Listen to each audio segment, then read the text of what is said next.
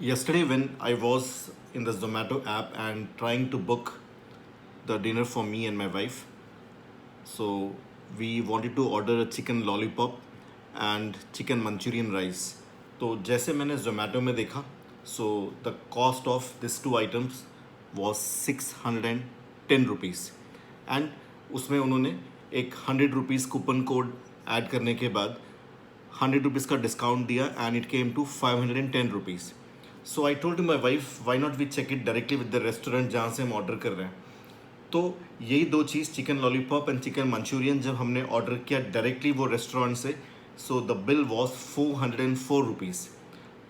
जोमेटो में डिस्काउंट के बाद 510 रुपीज़ हो रहा था और डायरेक्टली रेस्टोरेंट में 404, यानी टोटल 106 रुपीज़ का डिफरेंस था जब हम रेस्टोरेंट में डायरेक्टली ऑर्डर कर रहे थे. Now the restaurants are not realizing that in the long run they will be losing to the Zomato and the Swiggy in a big way. Zomato और Swiggy इनके restaurants को take over करेंगे और gradually 4-5 साल के बाद आप देखेंगे रेस्टोरेंट्स के ऊपर Zomato बड़े में लिखा होगा या Swiggy बड़े में लिखा होगा. जैसे आप आज काफ़ी जो रिसोर्ट्स हैं और जो हम जो ट्रैवल करते हैं होटल्स में स्मॉल 2 स्टार 3 स्टार के लेवल पे, आज आप ओयो देखोगे तो ओयो ने काफ़ी हद तक इस टाइप के होटल्स को ओवरटेक कर दिया है, राइट? बिकॉज होटल्स का टोटल बिजनेस ओयो ही जनरेट कर रहा था. So ultimately the hotel owners became dependent on OYO. Same is going to happen with the restaurants. Swiggy और जोमेटो का जो विजन है आने वाले 4-5 साल में, that is to overtake this restaurants. And these restaurants today are heavily dependent for the business on Zomato and Swiggy. Finally, when the delivery boy came with the delivery, obviously directly जो हमने restaurant से मंगाया था, तो मैंने उसको कहा कि आपके यहाँ पे जब हम ऑर्डर करेंगे तो जोमेटो से ऑर्डर करें या डायरेक्टली आपको ऑर्डर करें. ही सेड आप कहीं से भी करोगे बेटर है, लेकिन जोमेटो से करोगे तो डिलीवरी बहुत जल्दी मिल जाएगी.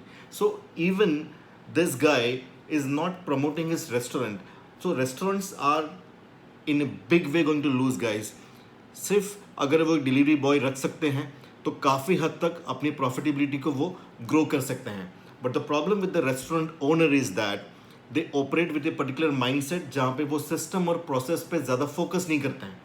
वो सिर्फ खाना बनाने पे ही फोकस कर रहे हैं, राइट? बिजनेस में 3 पिलर्स होते हैं, टीम, स्ट्रैटेजी और system, right? So team hiring का कोई प्रोसेस नहीं है.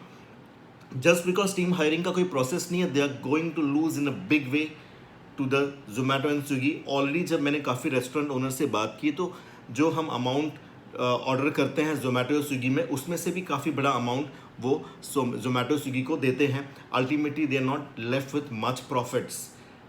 एक छोटा सा हायरिंग का प्रोसेस अगर ये रेस्टोरेंट्स रखते हैं जहाँ पे they regularly hire people for the delivery, they can take the business to the next level and Zomato और स्विगी के विशियस साइकिल से वो बच सकते हैं. Think about it. If you're a restaurant owner, you need to seriously think about your business model. This is Rajesh Ramola saying bye to you. See you on the highway of success till we meet in the next video.